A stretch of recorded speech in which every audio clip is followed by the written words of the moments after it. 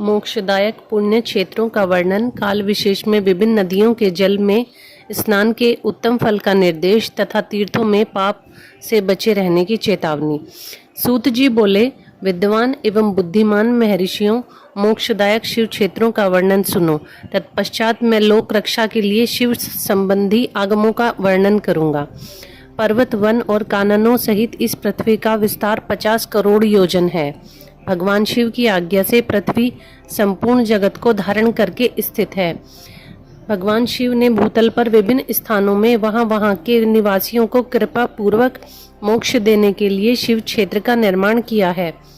कुछ क्षेत्र ऐसे हैं जिन्हें देवताओं तथा ऋषियों ने अपना वास स्थान बनाकर अनुग्रहित किया है, इसलिए उनमें तीर्थत्व प्रकट हो गया है। जो अन्य बहुत से तीर्थ क्षेत्र ऐसे हैं जो लोगों की रक्षा के लिए स्वयं प्रादुर्भूत हुए हैं।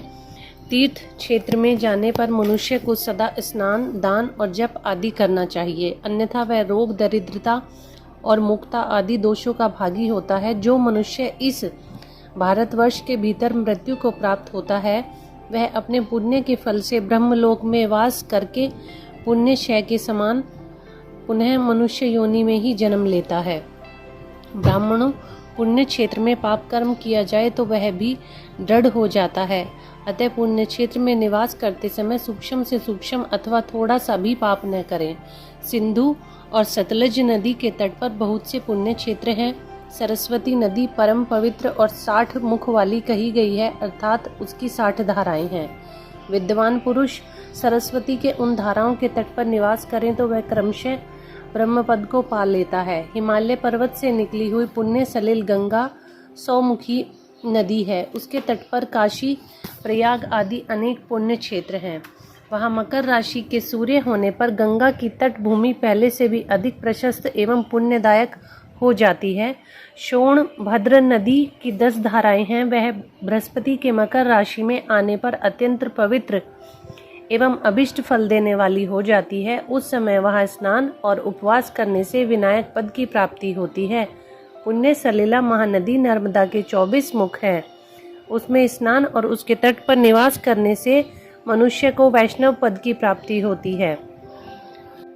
तमसा के 12 और रेवा के 10 मुख हैं। परम पुण्यमयी गोदावरी के 21 मुख बताए गए हैं। वह ब्रह्म हत्या व गोवध के पाप का नाश करने वाली एवं रुद्र लोक देने वाली है।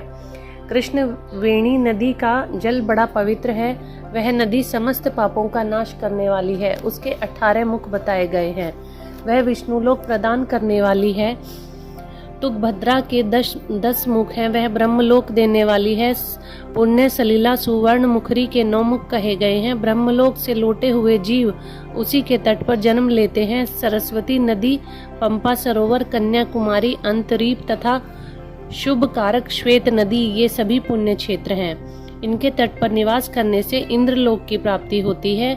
साम्य पर्वत से निकली हुई महानदी कावेरी परम पुण्यमयी है। उसके 27 मुख बताए गए हैं। वह संपूर्ण अभिष्ट वस्तुओं को देने वाली, उसके तट स्वर्गलोक की प्राप्ति कराने वाले तथा ब्रह्मा और विष्णु का पद देने वाले हैं। कावेरी के जो तट शैव क्षेत्र के अंतर्गत हैं, वे अभिष्ट फल देने के साथ ही शिवलोक प्रदान करने वाले भी हैं। नैमिषारण्य तथा बद्रिकाश्रम में सूर्य और बृहस्पति के मेष में आने पर यदि स्नान करें तो उस समय वहां किए गए स्नान, पूजन आदि को ब्रह्मलोक की प्राप्ति कराने वाला जानना चाहिए। सिंह और कर्क राशि में सूर्य की संक्रांति होने पर सिंधु नदी में किया हुआ स्नान तथा केदार तीर्थ के जल का पान एवं स्नान ज्ञानदायक माना गया है।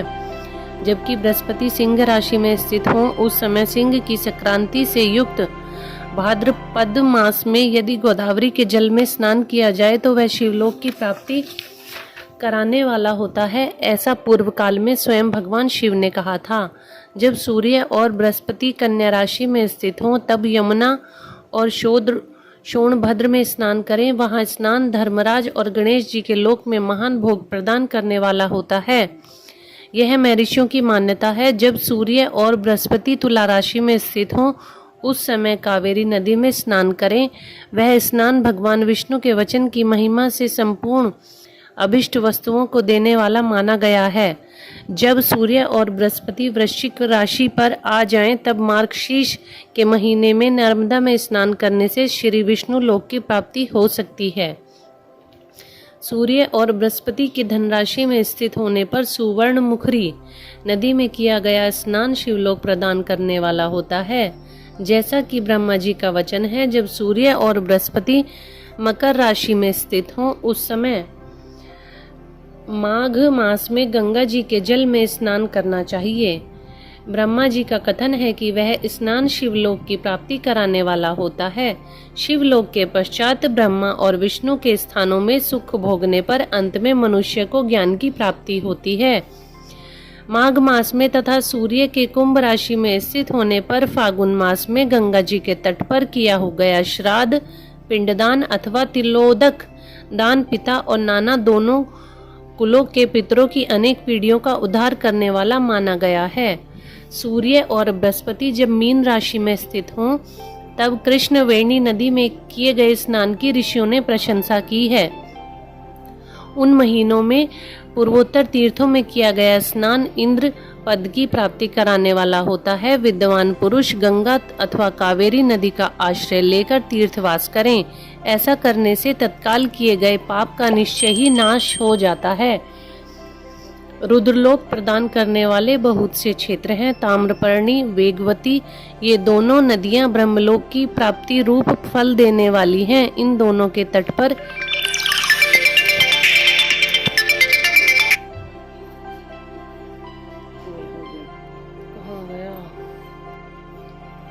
विद्वान पुरुष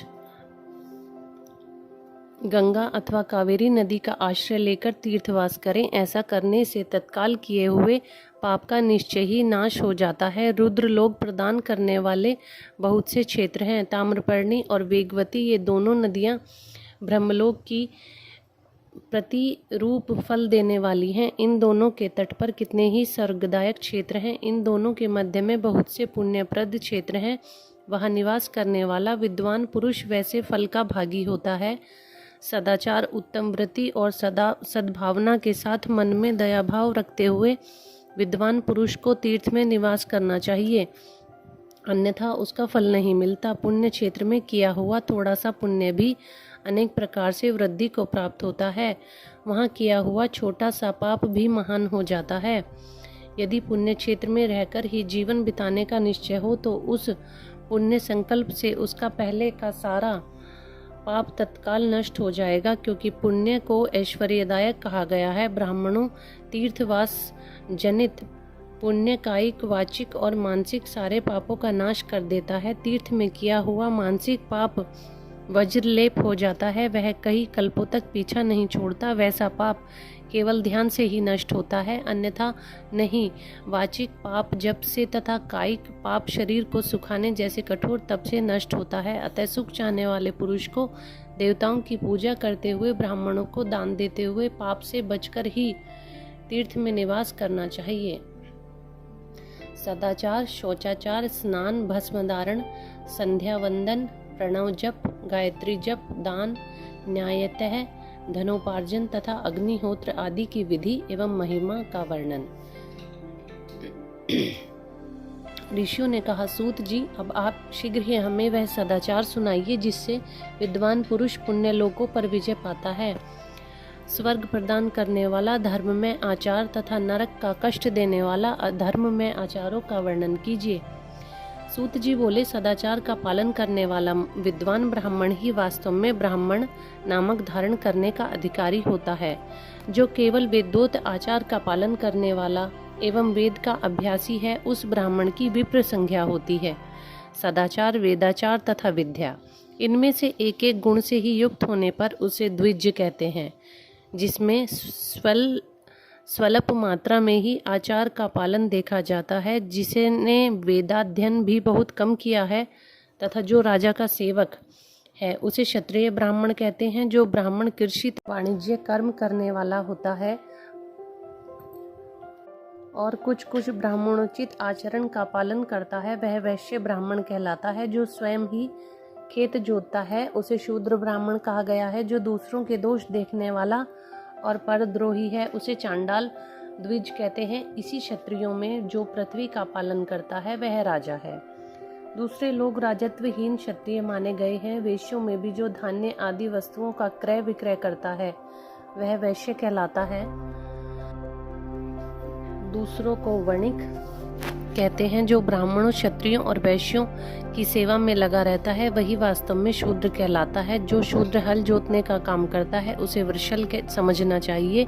सेवा, शिल्प और कर्षण से भिन्न वृत्ति का आश्रय लेने वाले शूद्र दस्यु कहलाते हैं। इन सभी वर्णों के मनुष्यों को चाहिए कि वे ब्रह्म मुहूर्त में उठकर पूर्वाभिमुख हों। सबसे पहले देवताओं का, फिर धर्म का, अर्थ का, उसकी प्राप्ति के लिए उठाए जाने वाले क्लेशों का तथा आय का और व्यय का भी चिंतन करें।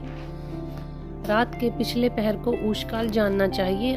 उस अंतिम पहर का जो आधा या मध्य भाग है उसे संधि कहते हैं। उसे संधि काल में उठकर द्विज को मल मूत्र आदि का त्याग करना चाहिए। घर से दूर बाहर जाकर अपने शरीर को ढक कर रखे। दिन में उत्तराभिमुख होकर बैठकर मल मूत्र का त्याग करें। यदि उत्तराभिमुख बैठने में कोई रुकावट हो तो दूसरी दिशा की ओर मुख करके बैठे। जल, अग्नि, ब्राह्मण आदि तथा देवताओं का सामना बचाकर बैठे।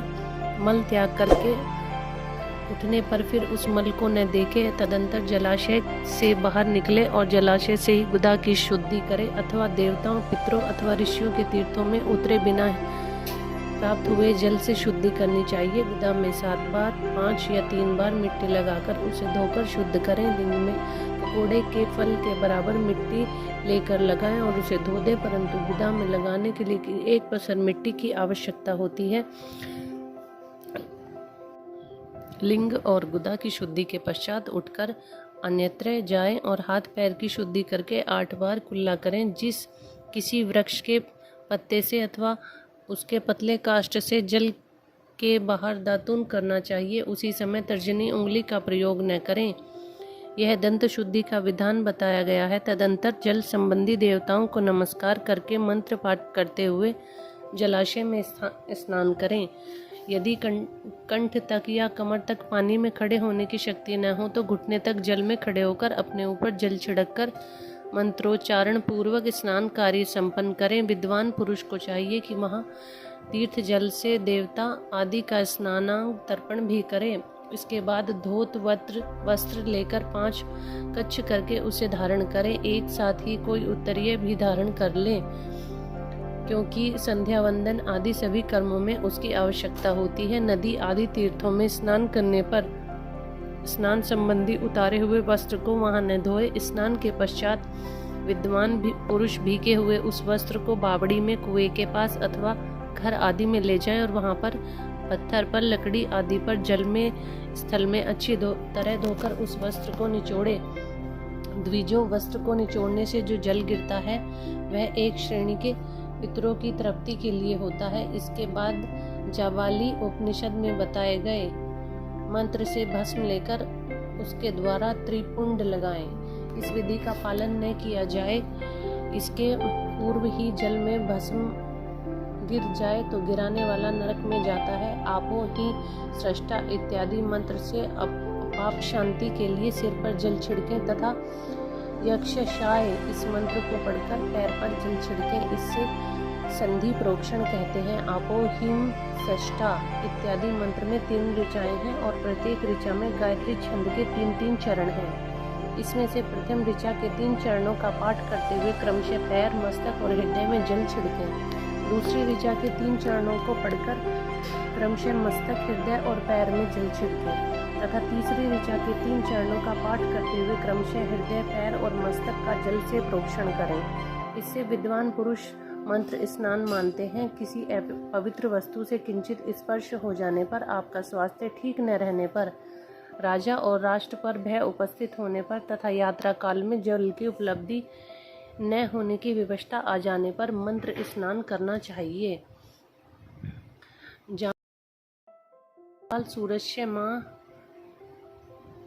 मनुष्य इत्यादि सूर्यनवाकु से सायंकाल अग्निश्च मां मनुष्य इत्यादि अग्नि संबंधी अनुवाक से जल का आचमन करके पुनः जल से अपने अंगों को प्रोक्षण करें। मध्यकाल में भी आप पुनहंतु इस मंत्र से आचमन करके पूर्व प्रोक्षण या मार्जन करना चाहिए। प्रातःकाल की संध्योपासना में गायत्री मंत्र का जप करके 3 बार ऊपर की ओर सूर्य देव को अर्घ्य देना चाहिए।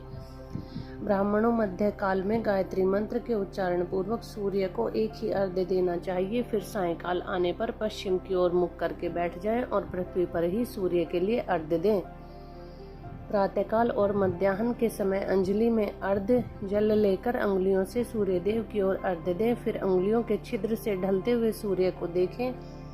उसके लिए स्वतः प्रदक्षिणा करके शुद्ध आचमन करें। सायंकाल में सूर्यास्त से 2 घड़ी पहले की हुई संध्या निष्फल होती है, क्योंकि वह साय संध्या का समय नहीं है। ठीक समय पर संध्या करनी चाहिए, ऐसी शास्त्र की आज्ञा होती है। यदि संध्योपासना किए बिना दिन बीत जाए तो प्रत्येक समय के लिए क्रमशः प्रायश्चित करना चाहिए। यदि एक दिन बीते तो प्रत्येक बीते हुए संध्या काल के लिए नित्य नियम के अतिरिक्त 100 गायत्री मंत्र का जाप करें। यदि नित्य क्रम के लुप्त हुए 10 दिन से अधिक बीत जाएं तो उसके प्रायश्चित में 1 लाख गायत्री का जप करना चाहिए। यदि 1 मास तक नित्य क्रम छूट जाए तो पुनः अपना उपनयन संस्कार कराएं। अर्थ सिद्धि के लिए ईश, गौरी, कार्तिकेय, विष्णु, ब्रह्मा, चंद्रमा और यम का तथा ऐसे ही देवताओं का भी शुद्ध जल से तर्पण करें। फिर तर्पण कर्म को ब्रह्मार्पण करके शुद्ध आचमन करें। तीर्थ के दक्षिण प्रशस्त्र मठ में, मंत्रालय में, देवालय में, घर में तथा अन्य किसी नियत स्थान में आसन पर स्थिरता पूर्वक बैठकर विद्वान पुरुष अपनी बुद्धि को स्थिर करें और संपूर्ण देवताओं को नमस्कार करके पहले प्रणव का जप करने के लिए गायत्री मंत्र की आवृत्ति करें। प्रणव के ऐं, ओम और मां इन 3 अक्षरों से जीव और ब्रह्मा की एकता का प्रतिपादन होता है। इस बात को जानकर प्रणव का जप करना चाहिए। जप काल में यह भावना करनी चाहिए कि हम तीनों लोगों की सृष्टि करने वाले ब्रह्मा, पालन करने वाले विष्णु तथा संहार करने वाले रुद्र की, जो स्वयं प्रकाश चिन्ह में है, उपासना करते हैं। यह ब्रह्म स्वरूप ओमकार हमारी कामेंद्रियों और ज्ञानेंद्रियों की वृत्तियों को, मन की वृत्तियों को तथा बुद्धि वृत्तियों को सदा भोग और मोक्ष प्रदान करने वाले धर्म और ज्ञान की ओर प्रेरित करे। प्रणव के इस अर्थ का बुद्धि के द्वारा चिंतन करता हुआ जो इसका जप करता है वह निश्चय ही ब्रह्मा को प्राप्त कर लेता है, अथवा अर्थानुसंधान के बिना भी प्रणव का नित्य जप करना चाहिए। इससे ब्राह्मणत्व की पूर्ति होती है। ब्राह्मणत्व की पूर्ति के लिए श्रेष्ठ ब्राह्मण को प्रतिदिन प्रातःकाल 1 सहस्त्र गायत्री मंत्र का जप करना चाहिए। मध्याह्न काल में 100 बार तथा सायंकाल में 28 बार जप की विधि है। अन्य वर्ण के लोगों को अर्थात क्षत्रिय और वैश्य को तीनों संध्याओं के समय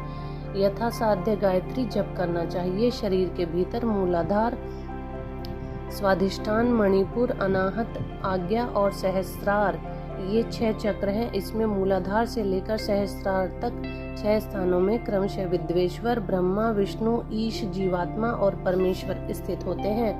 इन सब में ब्रह्म बुद्धि करके इनकी एकता का निश्चय करें और वह ब्रह्मा मैं हूँ ऐसी भावना पूर्वक प्रत्येक श्वास के साथ सोहम का जाप करें। उन्हीं विद्वेश्वर आदि की ब्रह्मरंध आदि में इस शरीर से बाहर भी भावना करें। प्रकृति के विकार भूत महत्व से लेकर पंचभूत पर्यंत तत्वों से बना जो शरीर है, ऐसे शरीर का एक एक अजपा गायत्री के जप से एक एक करके क्रम से अतिक्रमण करके जीव को धीरे धीरे परमात्मा से संयुक्त करें। यह जप का तत्व बताया गया है। 100 अथवा 28 मंत्र के जप से उतने ही शरीरों का अतिक्रमण होता है।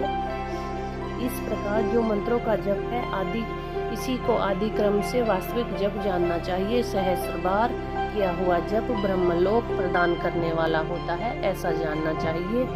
100 बार किया हुआ जप इंद्र पद की प्राप्ति कराने वाला माना गया है। ब्राह्मणेतर पुरुष आत्मरक्षा के लिए जो स्वल्प मात्रा में जप करता है वह ब्राह्मण के कुल में जन्म लेता है। प्रतिदिन सूर्योपस्थान करके उपयुक्त रूप से जप का अनुष्ठान करना चाहिए। 12 लाख गायत्री का जप करने वाला पुरुष पूर्ण रूप से ब्राह्मण कहा गया है। जिस ब्राह्मण ने 1 लाख गायत्री का भी जप न किया हो उसे वैदिक कार्यों में न लगाएं। 70 वर्ष की अवस्था तक नियम पूर्वक पालन से कार्य करें। इसके बाद गृह त्याग कर संन्यास ले लें। परिव्राजक या सन्यासी पुरुष नित्य प्रातःकाल 12,000 प्रणव का जप करे। यदि एक दिन इस नियम का उल्लंघन हो जाए तो दूसरे दिन उसके बदले में उनका मंत्र और अधिक जपना चाहिए और सदा इस प्रकार जप चलाने का प्रयत्न करते रहना चाहिए। यदि क्रमशः 1 मास का उल्लंघन हो गया तो 1.5 लाख जप करके उसका प्रायश्चित करना चाहिए। इससे अधिक समय तक नियम का उल्लंघन हो जाए तो पुनः नए सिरे से गुरु से नियम ग्रहण करें। ऐसा करने से दोषों की शांति होती है अथवा वह रौरव नरक में जाता है। जो सकाम भावना से युक्त गृहस्थ ब्राह्मण है उसी को धर्म तथा अर्थ के लिए यत्न करना चाहिए। मुमुक्षु ब्राह्मण को तो सदा ज्ञान का ही अभ्यास करना चाहिए। धर्म से अर्थ की प्राप्ति होती है, अर्थ से भोग सुलभ होता है और फिर उस भोग से वैराग्य की संभावना होती है। धर्म पूर्वक उपार्जित धन से जो भोग प्राप्त होता है उसे एक दिन अवश्य वैराग्य का उदय होता है। धर्म के विपरीत अधर्म से उपार्जित हुए धन के द्वारा जो भोग प्राप्त होता है उस भोगों से के प्रति आसक्ति उत्पन्न होती है। मनुष्य धर्म से धन पाता है, तपस्या से उसे दिव्य रूप की प्राप्ति होती है। कामनाओं का त्याग करने वाले पुरुष के अंतःकरण की शुद्धि होती है और उस शुद्धि से ज्ञान का उदय होता है, इसमें संशय नहीं।